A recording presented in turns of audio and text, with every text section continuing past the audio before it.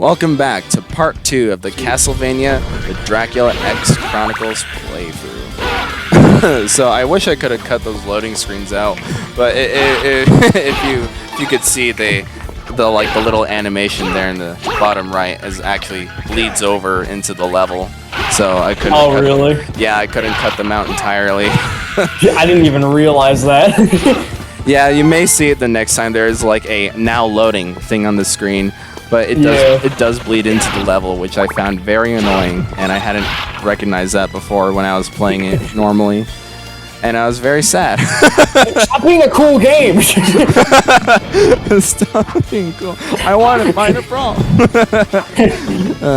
I really do like this game, though. I think this is a really good game. You guys should try it out sometime.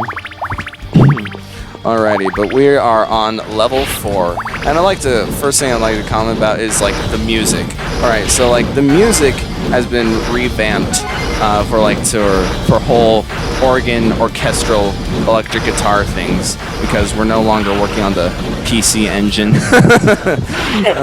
The PC engine, for the record, did have like CD quality technology, so like everything on there does sound like really good. But it sounds just a bit different, with the exception of the that former boss room, that boss preparation room. That one was made on this original system, and it sounds like really bad 8-bit. I don't know where they missed on that, but they're like, oh yeah, we forgot to put a music track here. So let's just do it off the system itself and not on the CD. Forgot to record it. Yeah, 8-bit stuff. It doesn't sound good. And when they reworked that melody into and you can tell that it sucked, because even in the remake, the music is not very good. Yeah, it's like the melody of that is like very bad, but like now we can tell that it's bad just objectively because we can actually hear it now. It sucks before, but now it's terrible. Yeah. Well, it was terrible then. It sucks more now. Yeah, but the music here, when it was revamped for the remake here, it is amazing. I've been deciding between whether this stage here is like my favorite, or level 2's music, which was it's called Vampire Killer, which is the main theme of Castlevania 1, I believe. And this music here is the main theme of Castlevania 3. Yeah, so it sounds really good. Like a big major difference between this song and the original is like well, they have different names for one. I'm not sure why that is. The original one is called Beginning, because the very first track in Castlevania 3, but now it's renamed to Dreams of Triumph. So cool, yay, exciting. I don't know about the name, but it's a much more slower than the original, and I really like it. It sounds super cool. And that's as much as music commentary you're going to get, because I don't really know much about music. So, all I know is if there's if all I know is when it comes to music is if it pleases my ears, it's good. Yeah. Basically. Okay, this little room down here. So, okay, you guys may have missed it because I was talking about the music and stuff. This little room with like all the sub-weapons here, like the stopwatch, cross, axe, and the holy water, that didn't exist in the original.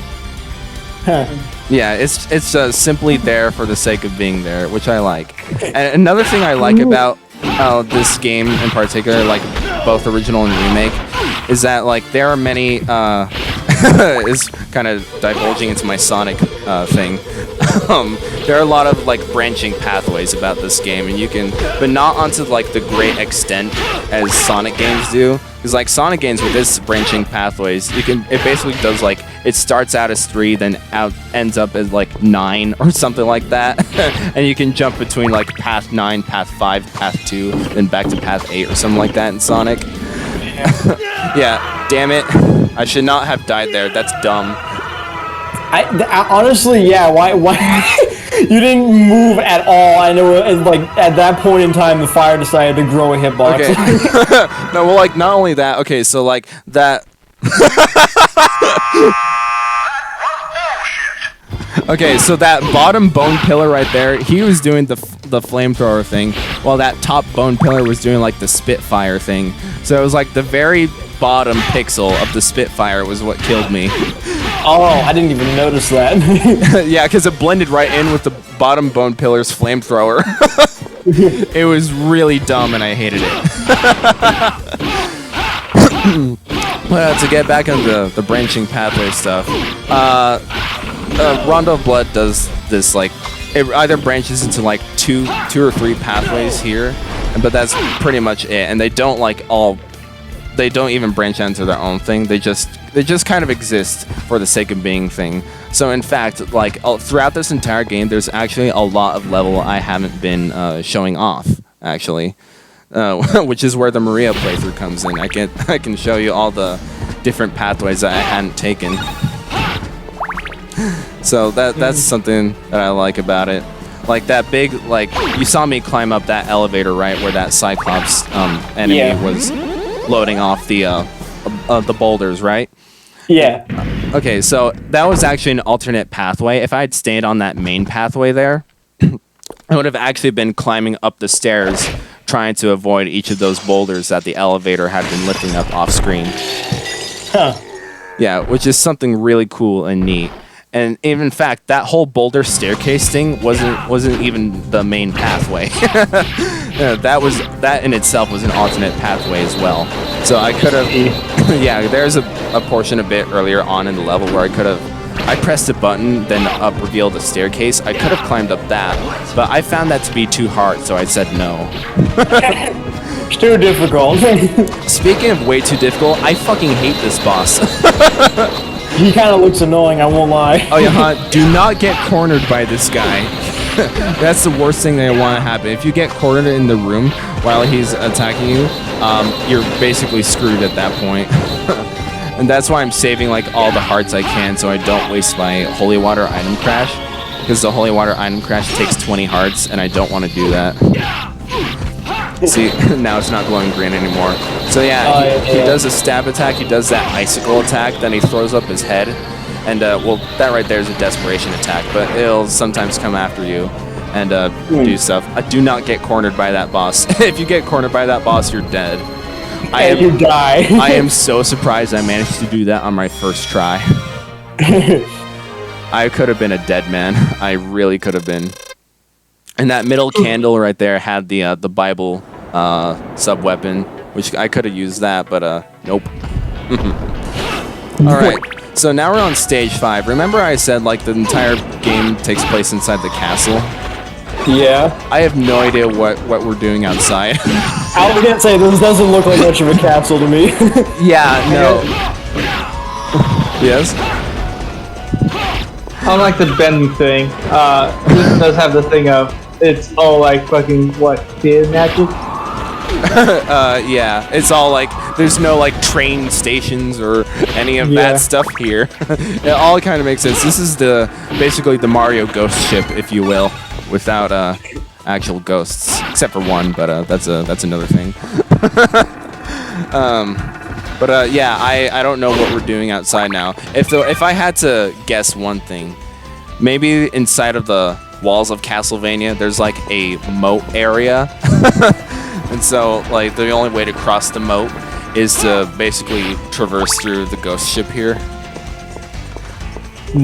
Yeah, so that's my theory about it. I have no idea what we're doing outside, though. That's just a theory. A game!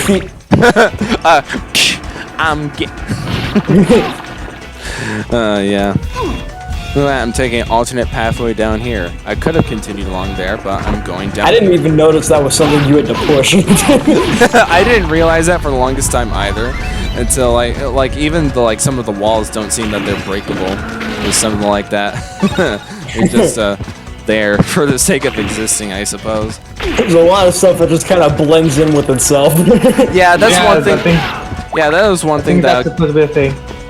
Yeah, like you're probably seeing it too, Carlos. Is that like everything, because of its 2.5D nature, lots of things kind of blend in with one another. Is that what you're seeing? Oh, I'm just seeing that that's probably how they designed the game. Oh, probably. Bad 10. Yeah, Bad 10, mine. Yeah, like in the original Rondo Blood, trying to get to that alternate pathway is actually a little bit different because I had approached it from the left side because that's where the breakable wall was. In the Rondo Blood, it was actually from the right side.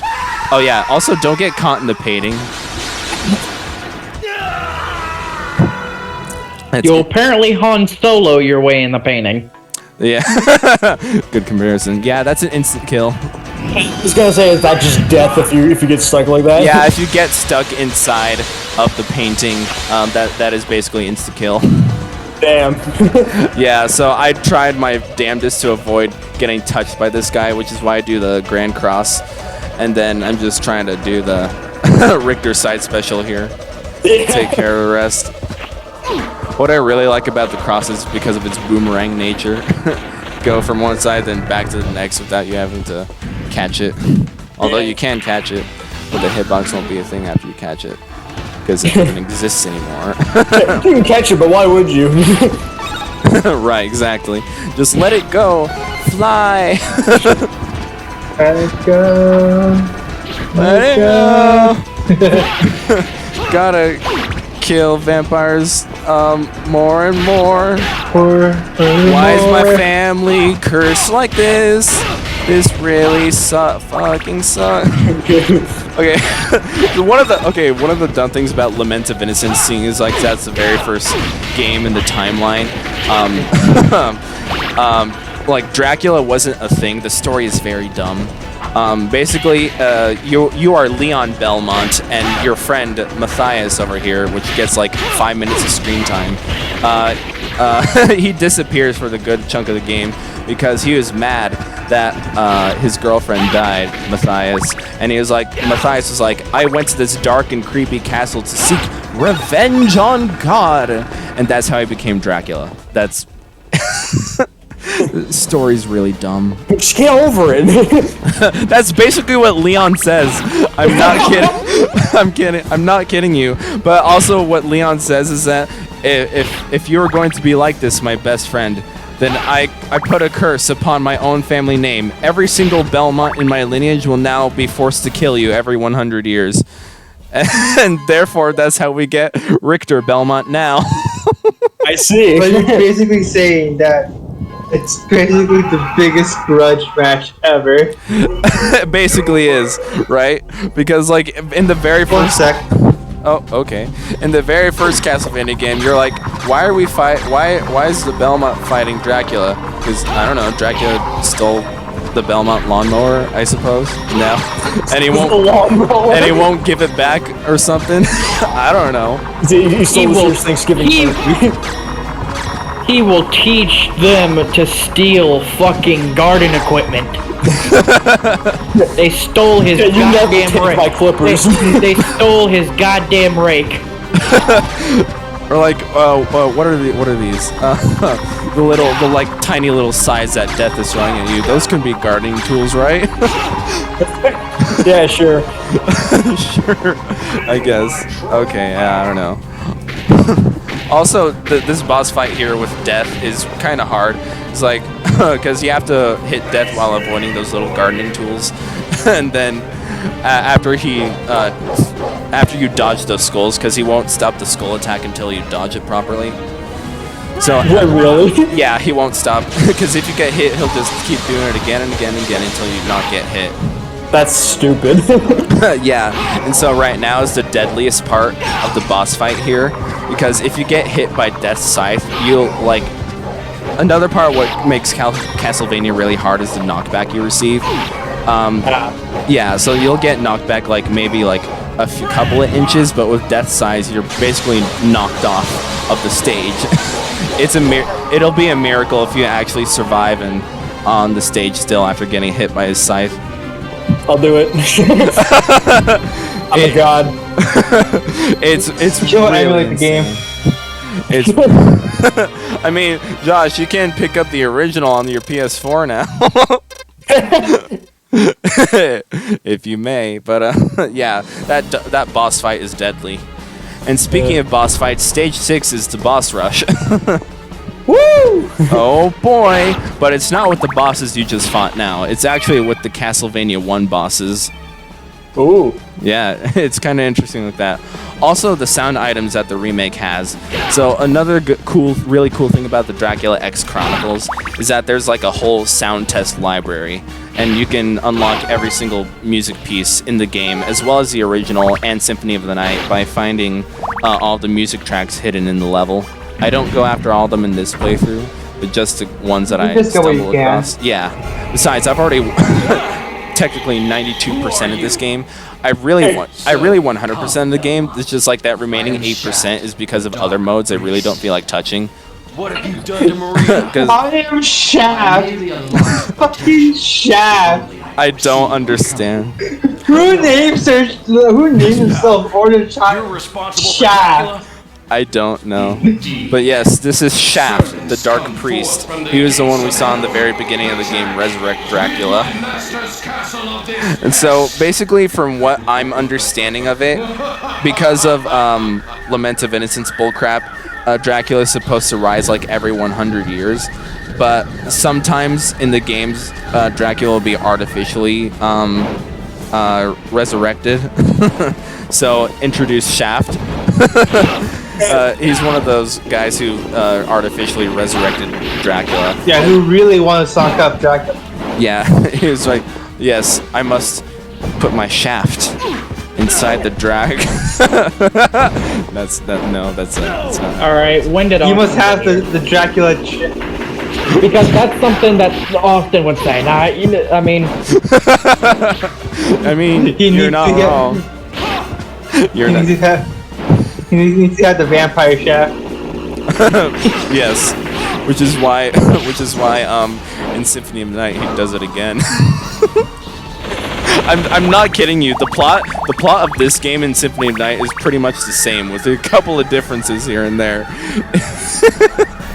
Wow. It's really laughable. It's almost as if like the American developer, Konami of America, was like, let's do Rondo Blood Story again, but instead of Belmont, let's have it be his son, Dracula's son, and let's do it like that, and make it a Metroidvania, even though we're the very first Metroidvania. Yeah. I don't know. It'll be more like let's just and not like just copy Metroid.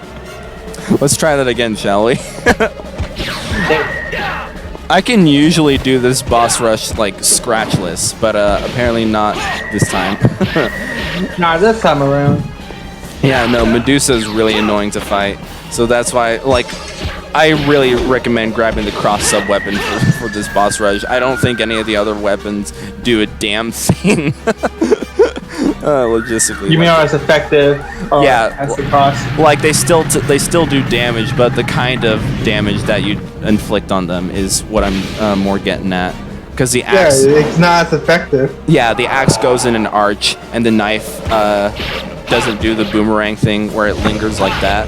Also, with this mummy here, if you're super skilled enough, if you throw the cross at the right time, you can destroy all those little bandage things that he's throwing at you. I did it in the test playthrough both times, and I was really sad I couldn't do it this time. Ah, damn. I know, right? Yeah, I can see what you mean. The cross is very fucking effective. The cross is pretty much the best. Best for Medusa and the mummy. Not so much for the bat or what we'll see here. Frankenstein. The Frankenfurter. The Frankenfurter?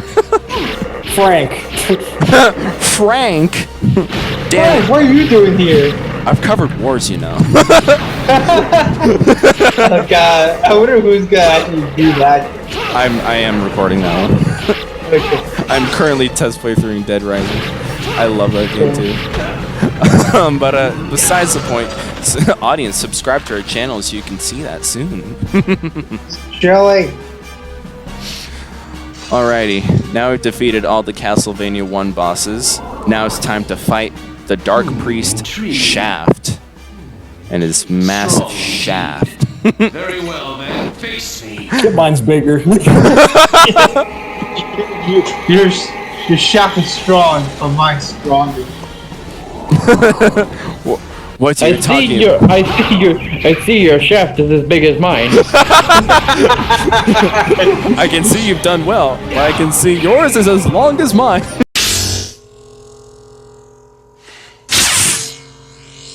You have the ring. And I see your Schwartz is as big as mine.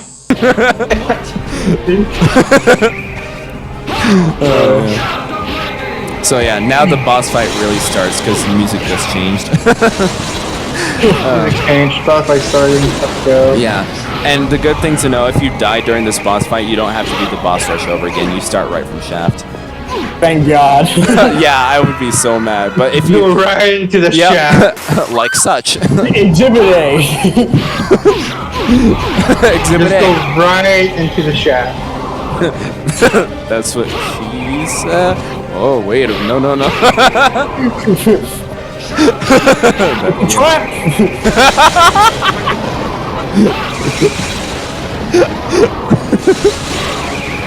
If you couldn't tell already, audience, these are penis jokes. You did Laugh already. Oh man, yeah. Alright, so what Shaft will do in this boss fight is that his magical orbs there will swap between fire and lightning. So just avoid them as much as you can. With the lightning ones specifically, they go in a pattern 3. So you want to be in between the two orbs for this first two, then go outside of the orbs range on the third one.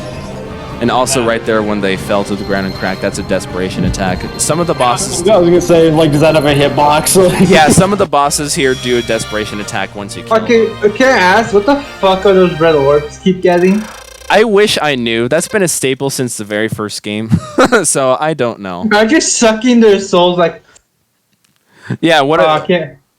I think there's some lore behind it in Lament of Innocence, but again, that game is dumb. That game is really dumb. I'm sorry. I'm sorry if there are any Lament of Innocence fans in our audience, but that game is really dumb.